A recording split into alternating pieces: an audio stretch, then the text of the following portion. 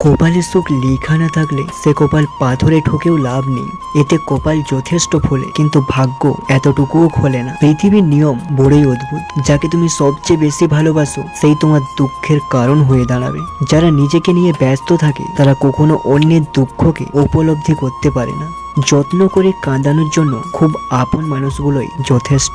ধনীরা মানুষ হয় না, তার কারণ ওরা কখনো নিজের অন্তরে যায় না। দুঃখ পেলে ওরা ব্যাংকক যায়, আনন্দে ওরা আমেরিকা যায়। ওরা কখনো নিজের অন্তরে যেতে পারে না, কেননা অন্তরে কোনো বিমান যায় না। প্রতিদিন কিছু ইচ্ছেকে পুড়িয়ে মারি, প্রতিদিন কিছু ইচ্ছাকে পাঠাই নির্বাসনে। ভালোবাসা কি ভীষণ প্রতারক, হৃদয় ভেঙেছে যার সেই জানে। সুন্দরী মেয়েরা পারিবারিক জীবনে সবচেয়ে বেশি অসুখী হয়, কারণ তাদের উপর বহু পুরুষের অভিশাপ লেগেই থাকে। কাউকে দুঃখ দিয়ে বেঁচে থাকার চেয়ে দুঃখ নিয়ে বেঁচে থাকা অনেক ভালো, কারণ নিজের কষ্টের জন্য কারো কাছে জবাবদিহি করতে হয় না। কিন্তু অন্যকে কষ্ট দিলে জীবন ভরে তার অভিশাপ মাথায় নিয়ে চলতে হয়। আমি সবসময় নিজেকে সুখী ভাবি, কারণ আমি কখনো কারো কাছ থেকে কিছু প্রত্যাশা করি না। কারো কাছে কিছু প্রত্যাশা করাটাই সবসময় দুঃখের কারণ হয়ে দাঁড়ায়। মেয়েদের চোখে দুই রকমের অশ্রু থাকে, একটা দুঃখের আর একটা ছলনার। ভবিষ্যতে যার কাছ থেকে তুমি সবচেয়ে বড় কষ্টটি পাবে, আজ সে তোমার সবচেয়ে কাছের কোনো একজন।